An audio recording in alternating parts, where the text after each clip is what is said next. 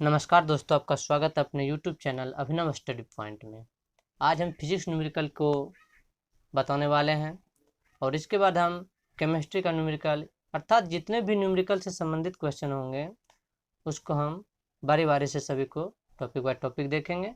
तो चलिए हम फिजिक्स न्यूमेरिकल को शुरू करते हैं, जो कि सभी एग्जाम के लिए, जितने भी कॉम्पिटेटिव एग्जाम हैं सबके लिए बहुत ही महत्वपूर्ण है। और आप खासकर देखे होंगे कि NTPC ग्रुप डी में कितने क्वेश्चन यहाँ से फिजिक्स न्यूमेरिकल से पूछे गए थे, जो कि सभी को कठिनाई में डाल दिए थे।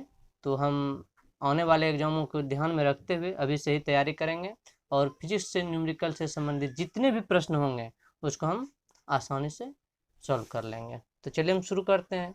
तो फिजिक्स न्यूमेरिकल ये होते हैं दो प्रकार के, एक सूत्र आधारित और एक मान आधारित। सूत्र आधारित में क्या करते हैं, यहाँ पर हमको सही सही सूत्र को सोचना होता है कि हमको यहाँ पर इस सवाल में कौन सा सूत्र लगेगा और कहाँ पे लगेगा और कितने स्टेपों में ये काम करेगा। कुछ महत्वपूर्ण सूत्र हैं और फिजिक्स में गिना चुना ही सूत्र है, बहुत ज़्यादा सूत्र नहीं है। और जैसे कि मैथ में बहुत सारे सूत्र हैं, लेकिन यहाँ पर कुछ गिने चुने ही सूत्र हैं जिसको हम एक बार याद कर लेंगे तो आसानी से उसका मान हम रख सकते हैं। और एक होता है मान आधारित। तो मान आधारित में सबका मान दिया रहेगा और आपको सोचना होगा कि यहाँ पर कौन सा सूत्र लगेगा। तो यहाँ पर चलिए हम देखते हैं अब कि कैसे हम सूत्र आधारित और मान आधारित क्वेश्चन को हम सॉल्व करेंगे। इससे पहले न्यूमेरिकल बनाने के समय मुख्य बातों को ध्यान रखना चाहिए। न्यूमेरिकल को बनाते समय बहुत ही महत्वपूर्ण बातों को ध्यान रखना चाहिए। पहला क्या बातें ध्यान में रखना चाहिए, मात्रक का लगाना। मात्रक का लगाना, मात्रक को लगाना आपका अनिवार्य है।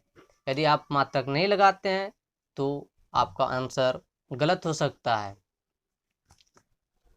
दूसरा, मान देखकर SI यूनिट में बदलना। और एक है दूसरा क्या, SI यूनिट में बदलना। SI यूनिट में बदलना।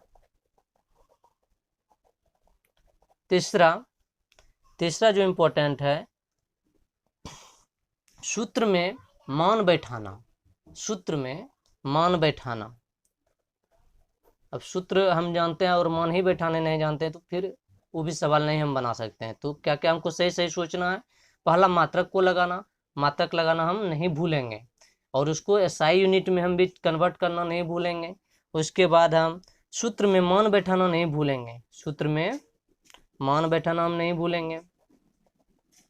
और चौथा जो कि सबसे ही महत्वपूर्ण है, चौथा जो सबसे महत्वपूर्ण है, उत्तर को हमेशा स्टैंडर्ड फॉर्म में लिखना चाहिए। उत्तर को हमेशा स्टैंडर्ड फॉर्म में लिखना चाहिए। फॉर्म में लिखना चाहिए। अब स्टैंडर्ड फॉर्म क्या होता है? अब स्टैंडर्ड फॉर्म क्या होता है? तो स्टैंडर्ड फॉर्म वह होता है कि उत्तर में जैसे कोई अंक दिया रहे तो उत्तर में बाएं अंक से एक अंक के बाद दशमलव लगा देंगे और उसके बाद जितने भी अंक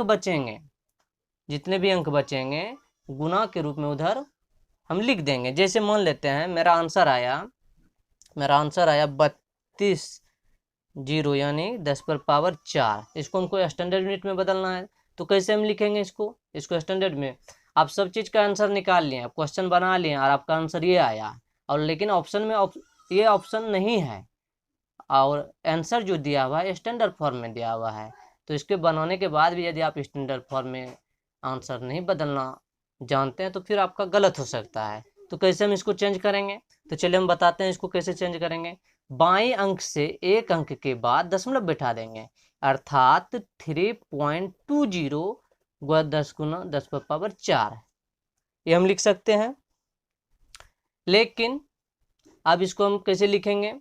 यहाँ पर जैसे हम 3.20 × 10 पर पावर 4 लिखे तो ये क्या होगा देखिए, ये 3.20 0.20 और ये जो है दशमलव के बाद कितने अंक थे, दशमलव के बाद 2 अंक थे, पहले 10 पर पावर 4 था।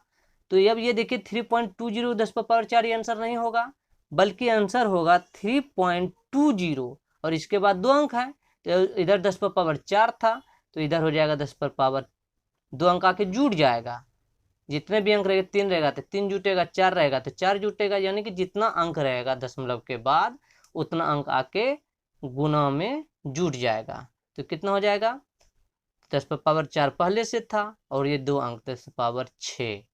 सही आंसर मेरा ये रहेगा, ऑप्शन में यही दिखाई देगा।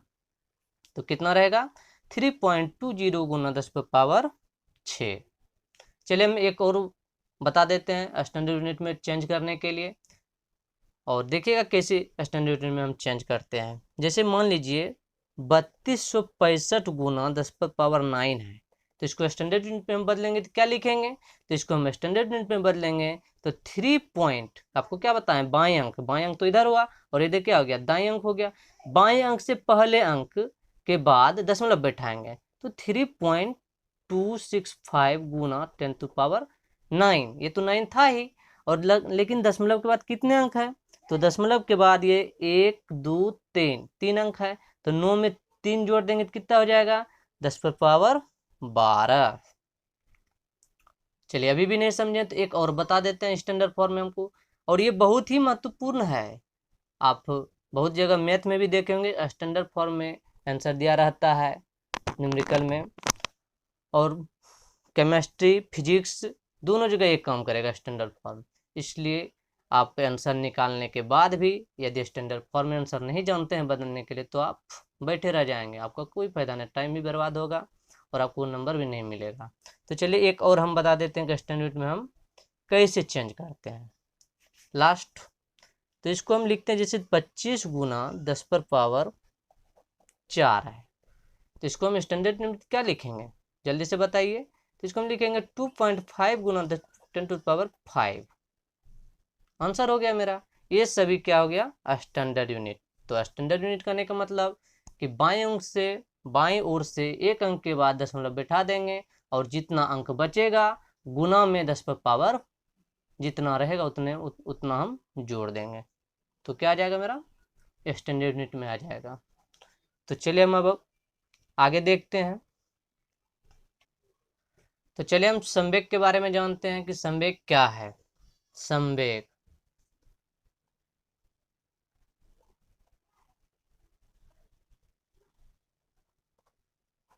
संवेग बराबर सूत्र क्या होता है, आप सभी जानते हैं। संवेग को हम प्रदर्शित करते हैं और संवेग बराबर होता है m इंटू v, अर्थात मास गुना वेलोसिटी। तो यहाँ पर m का अर्थ क्या हो गया, m का अर्थ हो गया मास, मतलब द्रव्यमान, और v का अर्थ हो गया वेलोसिटी अर्थात वेग। तो संवेग को हम देखिए, संवेग को हम चोट या पिटाई भी कहते हैं।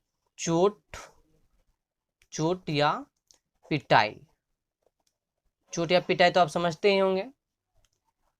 चोट और पिटाई को ही हम संवेग कहते हैं। जैसे मान लीजिए m गुना v, अब हम जैसे कोई टीचर एक छड़ी से किसी स्टूडेंट को पिटाई कर रहा है, तो यहाँ पर देखिए अब समझ में आ जाएगा संवेग क्या है।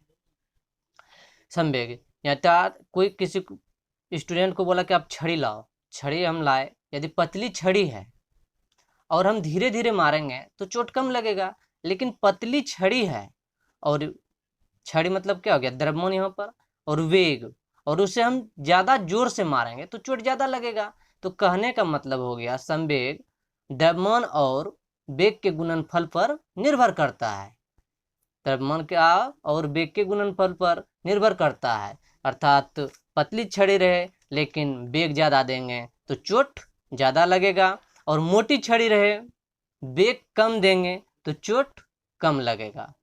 तो आप समझ गए होंगे कि संवेग क्या है। तो संवेग द्रव्यमान और वेग के गुणनफल का क्रॉस यूनिट है। तो हम चलिए आगे देखते हैं अब क्या होता है। संवेग के बारे में जान गए कि m गुना v, m गुना v अर्थात मास गुना वेलोसिटी, मास गुना वेलोसिटी। और तो हम क्वेश्चन पूछ सकता है आपसे कि संवेग का मान किसके ऊपर निर्भर करता है। तो संवेग का मान किसके ऊपर निर्भर करता है, तो द्रव्यमान के ऊपर निर्भर करता है, वेलोसिटी के ऊपर निर्भर करता है। तो हम क्वेश्चन आपसे ये भी पूछ सकते हैं, क्या संवेग का मान चाल के ऊपर निर्भर करता है। तो आंसर नहीं होगा, क्योंकि यहाँ पर वेग के ऊपर निर्भर करता है, ना कि चाल पर। चाल क्योंकि एक अदिश राशि है, जबकि वेग एक सदिश राशि है, जबकि दोनों का मात्रक एक ही होता है, ऐसा यूनिट भी एक ही होता है। लेकिन यहाँ पर वेग आंसर सही होगा, चाल आंसर गलत होगा। तो आगे हम देखते हैं गतिज ऊर्जा। चलिए हम गतिज ऊर्जा से हम अब बताते हैं गतिज ऊर्जा। गतिज ऊर्जा काइनेटिक एनर्जी, इसे क्या हम बोलते हैं, काइनेटिक एनर्जी। तो इसका सूत्र क्या होता है, इसका सूत्र होता है half mv square, half mv square. और यहाँ पर भी देखिए गतिज ऊर्जा में भी संवेग छुपा हुआ है, संवेग छुपा हुआ है mv, लेकिन यहाँ पर वेग क्या है, स्क्वायर में है। तो इसको हम देखिए, और आप लोग जानते हैं कि हाफ mv स्क्वायर को हम गतिज ऊर्जा को हम इस फॉर्म में भी लिख सकते हैं, पी स्क्वायर बाय 2m। क्या लिख सकते हैं हम, पी स्क्वायर बाय 2m। तो ये कैसे होता है, पी स्क्वायर बाय 2m कैसे हम लिख सकते हैं। तो यहाँ पर कुछ नहीं है, यहाँ पर द्रव्यमान में हम m से गुना कर देंगे, ऊपर नीचे द्रव्यमान में हम ऊपर में भी m से गुना कर दें, नीचे में भी m से गुना कर दें। तो क्या हो जाएगा, m स्क्वायर v स्क्वायर, और नीचे हो जाएगा 2m और m स्क्वायर v स्क्वायर। तो क्या आप देखें क्या है कि mv स्क्वायर mv p बराबर क्या होता है mv, लेकिन यहाँ पर क्या हो गया m स्क्वायर और v स्क्वायर, यानी कि p स्क्वायर।